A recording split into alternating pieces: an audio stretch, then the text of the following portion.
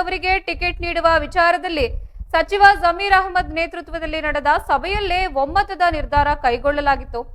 ಆದರೆ ಸಭೆಯ ಒಳಗೆ ಒಪ್ಪಿಗೆ ನೀಡಿ ಕೆಲವು ನಾಯಕರು ಹೊರಗೆ ಬಂದು ಅಲ್ಪಸಂಖ್ಯಾತರಿಗೆ ಅನ್ಯಾಯವಾಗಿದೆ ಎಂಬ ತಪ್ಪು ಸಂದೇಶ ರವಾನಿಸಿದ್ದಾರೆ.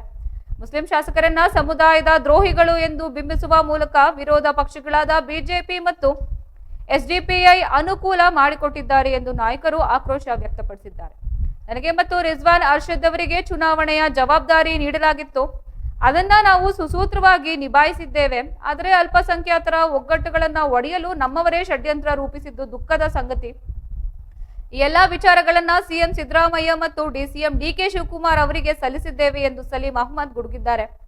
ಪಕ್ಷ ವಿರೋಧಿ ಚಟುವಟಿಕೆ ನಡೆಸಿದವರ ಬಗ್ಗೆ ಹೈಕಮಾಂಡ್ ಕ್ರಮ ಕೈಗೊಳ್ಳಲಿದೆ ಎಂದು ಎಚ್ಚರಿಸಿದ್ದಾರೆ.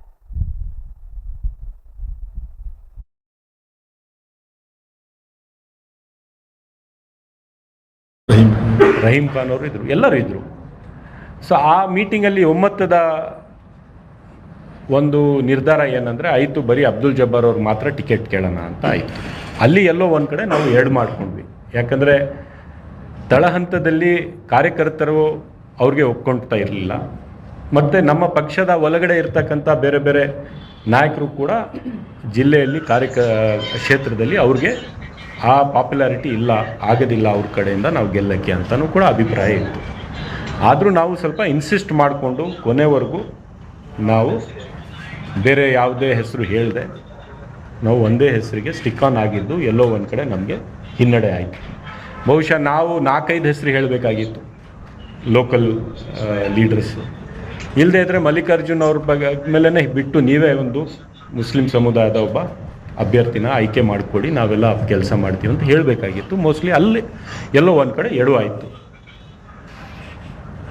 ಅದು ಒಂದೇ ಅಭ್ಯರ್ಥಿನ ನಾವು ಇಟ್ಕೊಂಡು ಒತ್ತಾಯ ಮಾಡುವಾಗ ಒಂದು ಸಭೆಯನ್ನು ಸೇರಿಸಿದ್ರು ನಮ್ಮ ಹಬ್ಬದ ದಿವಸ.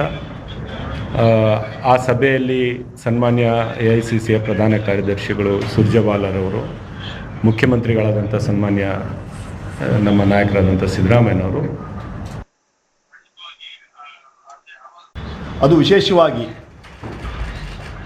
ದಾವಣಗೆರೆಯಲ್ಲಿ ದಿವಂಗತ ಶಾಮನೂರು ಶಿವಶಂಕರ್ ಅವರ ಕೆಲಸ ಕಾರ್ಯಗಳು, ಕಳೆದ 35 ವರ್ಷ ಜಿಲ್ಲೆಗೆ ಹಾಗೂ ಕ್ಷೇತ್ರದ ಅಭಿವೃದ್ಧಿಗೆ ದುಡಿದಂತಹ ಶಾಮನೂರು ಶಿವಶಂಕರ್ ಅವರು ಹಾಗೂ ನಮ್ಮ ಸರ್ಕಾರದ 5 ಗ್ಯಾರಂಟಿಗಳು ನಮ್ಮ ಗೆಲುವಿಗೆ ಶ್ರೀರಕ್ಷೆ ಆಗಲಿದೆ.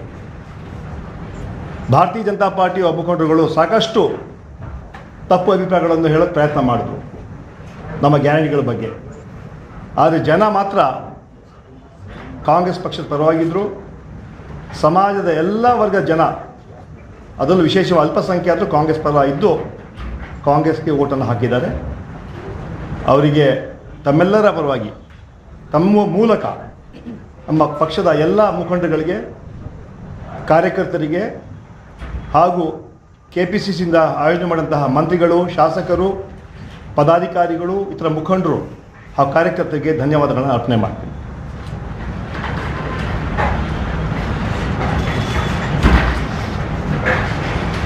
ವಿಶೇಷವಾಗಿ ದಾವಣಗೆರೆಯಲ್ಲಿ ನಮ್ಮನ್ನೆಲ್ಲ ನಿಯೋಜನೆ ಮಾಡಿದರು. ಇಲ್ಲೂ ಸಾಕಷ್ಟು